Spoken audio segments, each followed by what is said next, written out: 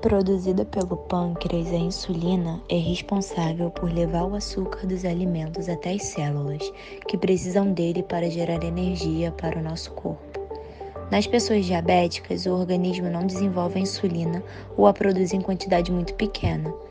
A principal consequência disso é o aumento das taxas de açúcar no sangue, que causa inúmeras complicações, podendo levar à morte. Segundo a Sociedade Brasileira de Diabetes, a doença atinge cerca de 110 milhões de pessoas em todo o mundo, sendo 5 milhões no Brasil. Esse total inclui os que sofrem de um dos tipos de diabetes, o tipo 1, que atinge geralmente crianças e jovens, e o tipo 2, que aparece normalmente após os 40 anos e corresponde à maioria dos casos. A produção artificial de insulina só se concretizou em 1922 pelo pesquisador canadense Frederick Banting e seu assistente Charles Best. Isso representou um marco no tratamento da doença.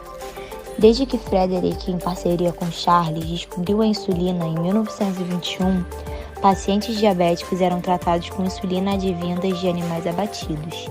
Como a estrutura química do hormônio nesses animais é apenas um pouco diferente da humana, o procedimento funcionava bem nos pacientes.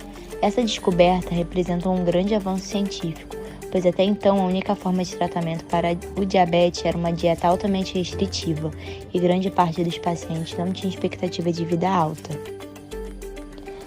Apesar de tal avanço, eram necessárias 8 toneladas de pâncreas animais para produzir aproximadamente 230 ml de insulina purificada.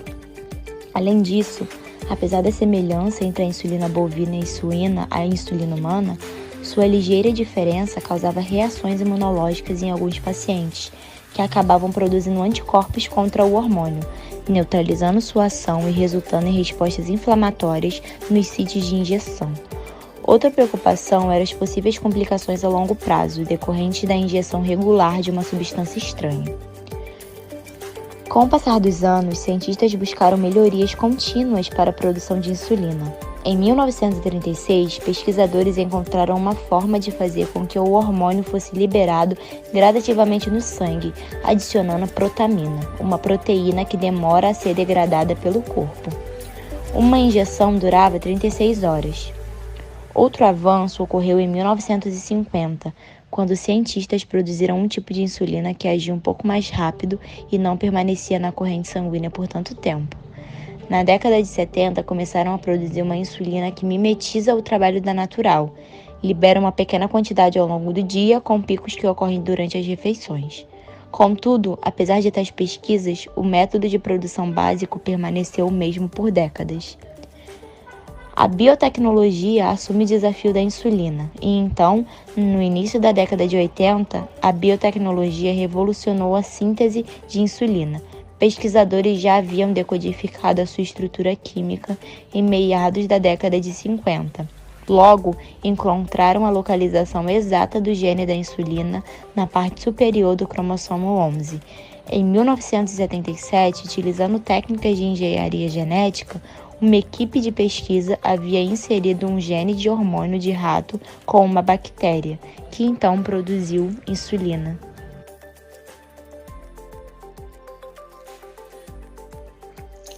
No ano de 1980, com as mesmas técnicas, a empresa de biotecnologia Genentech anunciou que havia produzido insulina ao introduzir o gene humano do hormônio em uma cepa de bactéria Escherichia coli. A Genentech formou parceria com a Eli Lilly Co, a qual trouxe a insulina humana engenheirada ao mercado em 1982, com o nome comercial Humulin, a primeira droga recombinante no mundo. A biotecnologia permitiu que pacientes diabéticos tomassem insulina virtualmente idêntica à insulina natural humana. A mesma reduz as possibilidades de complicações relacionadas ao sistema imunológico do paciente.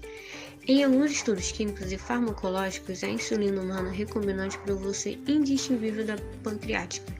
No início, a maior dificuldade encontrada era a contaminação do produto final pelas células hospedeiras. No entanto, esse perigo foi erradicado com a introdução dos processos de purificação. O produto final de insulina é sujeito a uma bateria de testes, incluindo os melhores ensaios imunológicos, para garantir que não haja nenhuma impureza. Hoje em dia, esse procedimento também é realizado utilizando células de leveduras já que ela secreta uma molécula de insulina humana quase completa, com estrutura tridimensional perfeita. Isso minimiza a necessidade de procedimentos de purificação caros e complexos. A Saccharomyces cerevisiae é a levedura predominante para a produção de insulina em larga escala. Além das cepas de E. coli leveduras, animais transgênicos e sistemas de expressão vegetais também podem ser empregados para a produção deste hormônio recombinante.